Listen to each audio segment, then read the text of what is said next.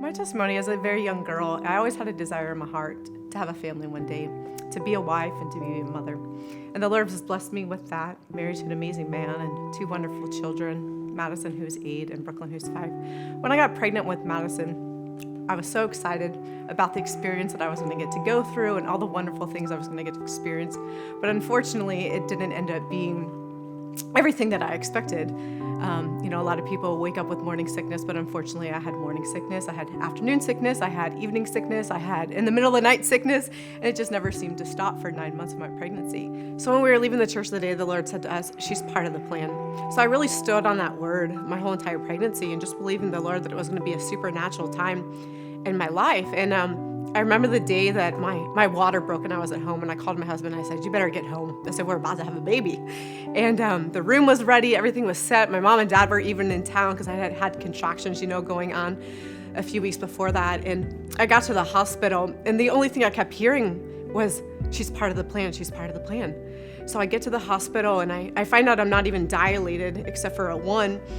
And 12 hours go by and I'm finally dilated to a 2. 20 hours go by and I'm still dilated to a 2 and nothing's progressing. 24 hours go by and I remember the midwife walking into the room, and she said, Kristen, she said, I just want to let you know, she said, you're not a failure if you choose to have an epidural. And I said, no way, I've been standing on this word. I'm having a supernatural childbirth. This is what I'm believing God for. I can't have no epidural. Well, about 28 hours go by and still there's no progression or anything was happening. And my husband and I spoke and we decided to have the epidural.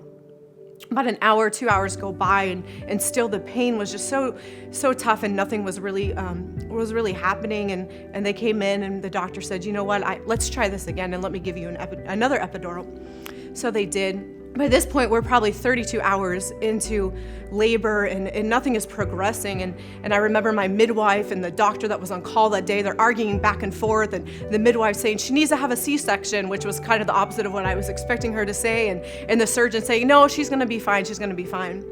So about 35 hours into this labor, the doctor comes into the room and he said, I'm going to give you some medication. I just want you to sleep and just rest for a little bit. So I began to close my eyes, and my husband's laying on the couch, the wonderful, such a comfortable couch that they have in the labor and delivery room. And a few minutes later, all of a sudden, the lights get thrown on, and there's about 7 people in that room. And I'm like, what is going on? What is going on? And the doctor comes in and he says, we got to take you. We've lost the baby's heart rate. And they couldn't find the baby's heart rate. By that time, they'd already put a monitor inside of me so they could be tracking her. And they gave my husband this white suit to put on because he was getting ready to go into the OR with me. And I remember rolling into the OR and I was getting ready to go in. They said to my husband, I'm sorry, you have to stay here though. You can't come in with us. You have to sit right here. You can't be part of this. We'll come and get you in just a few minutes. So as I'm in the OR, I'm asking this nurse who was actually part of the ministry, and she had been a nurse for over 35 years, labor and delivery nurse. I said, where's my husband? Where's my husband? And they said, they're going to get him in just a minute. Just relax and just stay calm. We're about to take this baby out. And as they began to cut me open, all of a sudden I could feel it. And at that moment, they realized that none of my epidurals were taking, and that's why the contractions were so bad. So they said, at this moment, I'm going to have to put you to sleep, and I'm very sorry, but your husband's going to have to stay outside and can't come in. Of course, the whole time, my whole world now is crashing in because I'm thinking, my God, I can't do this by myself. And I remember the word of the Lord. She's part of the plan. She's part of the plan. And a few hours, I wake up and there she is laying on my chest. And the pain, of course, was just so horrific. And I kept saying, I need more pain medication. I need more pain medication. And they said, we've given you all that you can have. You just have to wait. You just have to relax. But I got taken up to the room, the recovery room with my little girl. And for the very first time, I got to hold her, and it was such a wonderful experience. And 3 days later, we were released from the hospital, and we got to go home. Well, right after that, it was a few days after we had received, we had gotten home, and the lady that was in the OR with me, who was a friend of ours from the ministry, she came, and my husband sat down, he got his phone out, and he was getting ready to record her, and he said, please tell me the story. He said, I didn't get to be there. He's like, but I'm sure it was such a wonderful thing that you got to see. And she said, actually, in 30 years of being a labor and delivery nurse, she said, it was the most horrific thing that I'd ever seen in my life. She said when your baby was born, she had no response and she was not breathing. And she said, and Kristen was hemorrhaging on the table, and we actually weren't even sure if she was going to survive. And I remember that day, the word of the Lord came to me. And this is what he said. He said, Isaiah 41:10, he says, do not fear anything, for I am with you. And do not be afraid, for I am your God. He said, I will strengthen you, and be assured that I will help you.